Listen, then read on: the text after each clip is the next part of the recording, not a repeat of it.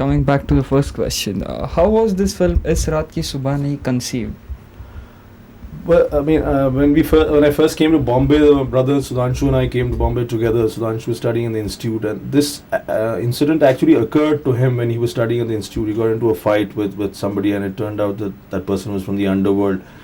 And from there, triggered off in our minds a film that what would happen to a normal man if he got involved in something like that. And from then on, he wrote a story, and unfortunately Sudhanshu died, and I sort of took his story and wrote a screenplay. Of course, all the incidents are not exactly the same way. I mean, it's we've brought in the idea of a love story, of a marital triangle into it. So simultaneously there is this guy running for his life while his wife and girlfriend are sort of also asking him to take a choice. So, Has your approach towards this Raat Ki Subah Nahin been any different from your approach towards your earlier films? No, in the sense that I've always made films which have a strong characterization. I've always attempted to make narrative films, films that tell a story. I like telling stories. I like strong characters. I've always made films about people in moments of in a moment of crisis, and this film is no different from there, except that it's my attempt to make a popular film. It's my notion of a popular film, so it's more tensely constructed. The fact that it's all within one night gives it a kind of tension by itself, and it's paced much faster, and otherwise I would say that I have no apologies at all, and I really love making the film. It's part of my work, as you said that you want to reach out to a popular base now, a mass audience, which you haven't been able to in your earlier films. Now, in this attempt, have you had to put in more elements of what they call masala? Tell me that. No, I don't think. There are kinds and kinds of popular films, and always, all of them work. If see, there is a film that is a masala film. Now that has its own logic, and that often works. When the masala works. But there is other kinds of popular films, and I waited this long to make a popular film because I was waiting for the kind of producer who would not insist on the fact that you should have a condescension towards the audience and say that they like only vulgarity or stuff like that. So no, I think what we've concentrated on is to make a very fast-paced, dramatic film with very intense kind of characterization. And that's it. And very solid technical values. So it's like when you come in, you won't be able to come out. We attempted to make a film where we grip you from the word go. And I think that's should make it popular. The idea of a thriller in which the entire story is of one night seems to be one. It reminds one of foreign films. Was this influenced by foreign film, or was there any takeoff point where you said, See, influences. If any person says that he's, doesn't have influences, then he's lying. So we all have influences. I'm very influenced by a lot of foreign directors and a lot of Indian directors and a lot of films, basically. So that's not. I wouldn't deny an influence, but I don't think it's directly based on anything. We have not attempted to lift portions of any film, Rather, we've concentrated on the realism of it all. When the underworld is depicted, it's depicted in the way that we have seen it. When a relationship is depicted in urban Bombay, then it's drawn from life. It's not drawn from. So I don't think when you see this film, when a lot of people have seen this film, the first comment is that it's not like anything they've seen before. It doesn't remind them of. It's like one of my actors, Ashish, was also saying that it's not like let's take a shot like this and let's do a scene from there. Rather let's do what work from our own observation, from our own. The fact that we've lived in Bombay, the fact that we know, and let's construct a popular film from life, rather than, just imitations of other films. I mean, there are a lot of directors in Bombay today. Most of them have only a film industry background. You see, so their whole references are only films. See, they're uneducated otherwise. But those of us who are not and who come from life, I don't think we make films like that. But simultaneously, I won't deny, say, the influence of a person like Martin Scorsese on my film. Or I won't deny a lot of influences. I wouldn't deny that anyone who's not been influenced by great work is a fool. Yeah. Okay, looking at the specifics of the film, let's say how you've depicted the underworld, as you said, is it any different from that shown in normal Hindi films, or how have you put across that? No, it's totally different. I mean, in the sense that, like I said, Indian films or Indian film directors most of the time derive from other films. So when they see the underworld, they're actually, most of them are, walking the streets of New York, and they have other Western films in their mind. Therefore, most of the characterization or most of the people are derived from there. It's not derived from. I mean, we have treated actually the underworld in my film is not. What we've attempted in the characterization is that there is this world of the advertising world, or the so-called in quotes normal world, and there is this underworld, and by the end of the film you don't know who's so good or who's so bad, and the underworld is depicted as a bunch of terrified guys, a lot of them have a job to do, it's basically, one guy has to sell soap, the other guy has to maybe kill for a living. I mean, but he's a kind of terrified chap, and there's a lot of young kids who are terrified, and so they are not depicted as. Simultaneously, we are not trying to explain away their evil. We are not by a method of a clever trick of showing his childhood and how he was, exploited in his childhood, trying to, apologize for the terrible things that he does now. So there is no elementary psychologizing in the film. They are shown as they are straight on. So sometimes they're terrified, sometimes they're human, sometimes they're pure evil. And they're all of them simultaneously. Simultaneously, the normal guy is sometimes seems like a jerk. I mean, sometimes the relationships and the way he's handling his wife and his girlfriend, and the weakness that you see in him. So there's no. I mean, this is a film about characters.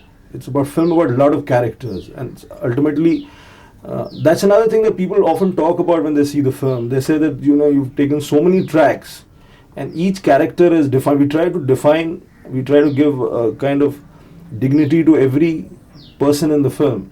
So the hirelings or the gang members are not seen as Samba or one guy holding a gun in the background.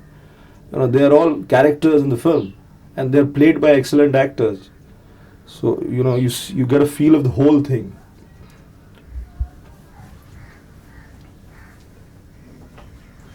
Which actors have you chosen to play these main leads? The advertising guy, his wife, his girlfriend. Where do you choose them from?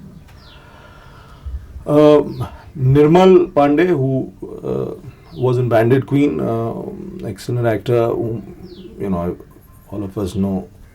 Those who've seen Bandit Queen know his ability as an actor, so I chose him from there, and I wanted to work with him. So he plays Aditya, the advertising guy.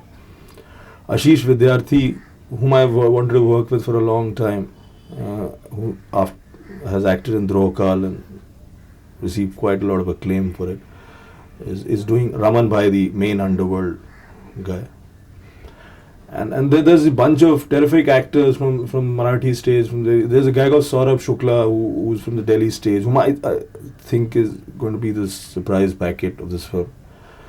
And Murad Ali has no. I mean, there are a lot of people whom I've wanted to work with over years. There's Sandeep Kulkarni, Ganesh Yadav, Kishore Kadam, who are all Marathi theatre actors, and so it's been we've been seeing them for a long time, and I always wanted to do a film with them. And in this film, it became possible to work with a lot of brilliant actors whom I've been wanting to work with for some time.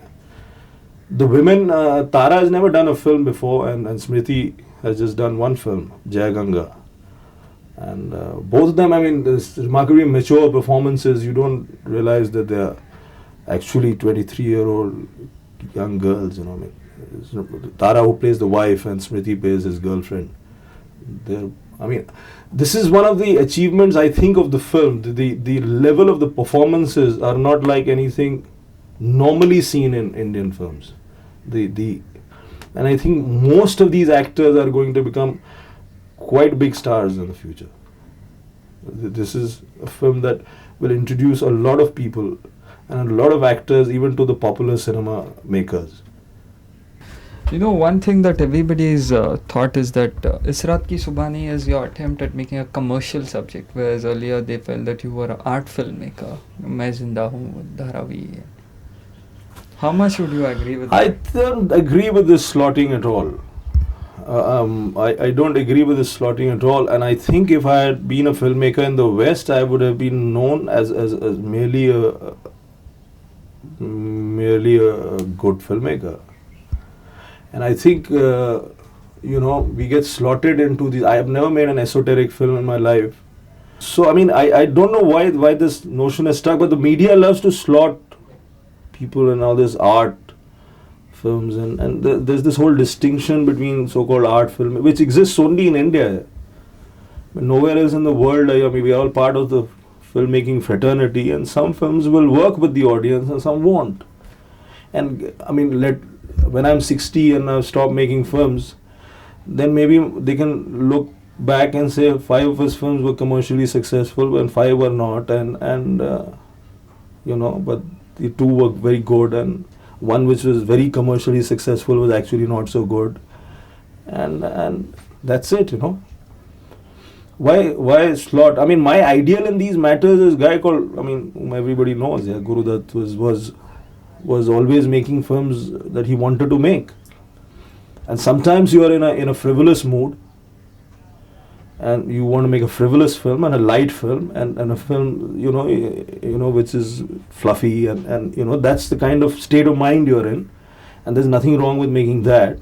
And sometimes something disturbs you socially, and you want to make a film based on that, and you can make all kinds of films. And why should you be slotted into this kind of filmmaker or that kind of filmmaker? I think this image sort of destroys filmmakers. They start believing in this image of themselves, and therefore they stop growing. I can only make this kind of film. I mean, why?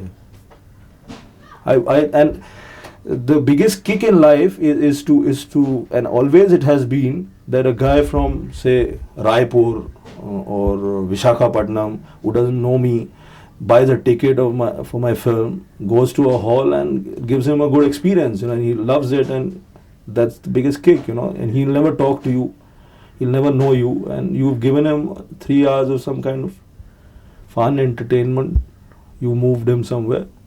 That's my biggest kick. That's why I want to make films, actually. I want to reach that guy in Vishakhapatnam and Patna and Raipur and Bombay and Vadala and Borivali. Why not? That gives me a bigger kick than awards or that's always been the case. Yeah, absolutely. I always wanted my first film, Ye Wo Manzil To Nahi, was a story of 3 old men who went back to the town where they studied, and there was a student movement going on, and they remembered their past, and the past was intercut where they betrayed a fellow revolutionary, and it was a very dramatic film, and I always fantasized that it would run. And when it came on television, a lot of people liked it, and but never got a release because of these in the 80s and the 90s, only shopkeepers took over the business. So, their tastes governed filmmaking. That filmmaking is some kind of gaudy set, a cheap mujra, some double meaning dialogue, and almost everybody who was sensible and who wanted to make a film with a certain kind of sensibility. And even in popular cinema, you see them failing and desperately then trying to make cheap stuff which they can't, and therefore all their films flopped. You see people who made very good films in the 70s, and everybody, because the shopkeepers took over the whole business. Do you think things have changed now? I think they're changing. I think things will change when financing changes. When those who own the distribution networks are sensible people. You see, and because I'm very hopeful because of these corporate houses or people like that coming in, so the guy who's taking, why am I being allowed to make a film in a fairly high budget with no stars? Because Amit Khanna and Mahesh Bhatt are now in charge. See, when Akbar was there, then Tansen was a great singer. If Aurangzeb was there, then Tansen would have died an anonymous. It's only when the money, those who control the money, will want to, because cinema needs patronage. You need money to make a film. You can't just sit and make it. So because when these sensible guys, and even in the distribution business, there needs to be a change. There need to be more. A film like English August, for instance, now is a very marginal film, but it has an audience that's been proved. And a film like Dilwale Dulhaniya Le Jayenge, I think is part of the same, actually, because it's a film which breaks all the rules of dramatic storytelling. The hero does nothing. Through the film, he does nothing. Now, if the so-called great scriptwriters of the past had written that film, they would have made him into some kind of villain in the second half, And the point of the film was that he wasn't that. He was just a straight, simple guy who was in love. And the only way he knew of getting that girl was to convince the parents. He couldn't run away with her. And people loved it. So, things are changing, I think a younger generation is going to take over. Was it difficult? The discipline is when you pose a problem to yourself, then the solution, you pose a difficult problem to you, then the solution becomes interesting. Because the problem is difficult. But, it's difficult, but then what's the point of filmmaking if you don't try something? It's a new thing. I think whatever this film will achieve, I think people will love the new narrative, the way the story is told, the way so many characters weave in and out in one night, And by the end of the film, you know every person. And it was a great challenge, and we did it. It's lovely. Does the film have any music, any songs, and those? It has. The songs are in kind of realistic situations. So there are two songs in the background. They sort of comment on the story, as it were, and there are three songs in during the course of the night. One in a bar, one in a party. The songs are there, but they are sort of, you tend to use them, and the story is narrated in between the songs. So in terms of a thriller, you can't stop a story because you've got the audience used to a certain pace. Now, a song becomes a pause in any film. Like I say, thrillers don't like pauses. It's very difficult to say that. I think, and I seriously believe this. I've shown the film to many people, and most of them like most of the actors, but somebody has a choice for this one or that one. But I think if there is a fault in any performance in this film, the fault is mine. But I think the achievement of this film is that it has every actor, even the smallest, performs to an absolute perfection. I think that's the whole, the repertory feel in the film, in a sense. It's a bunch of great actors, somebody doing a very small role, somebody doing a very large role. And you never feel, there's not a single junior artist in the film. So even a 2-line role is done by an actor. I've shamelessly exploited all my friends and people who are actors and got them to do very minor parts. You know, one scene role is being done by Viren Saxena. You know, a 2-line role is being done by Seema Bhargav, who was in the first television serial of India, you know, I mean, Hum Log, you know.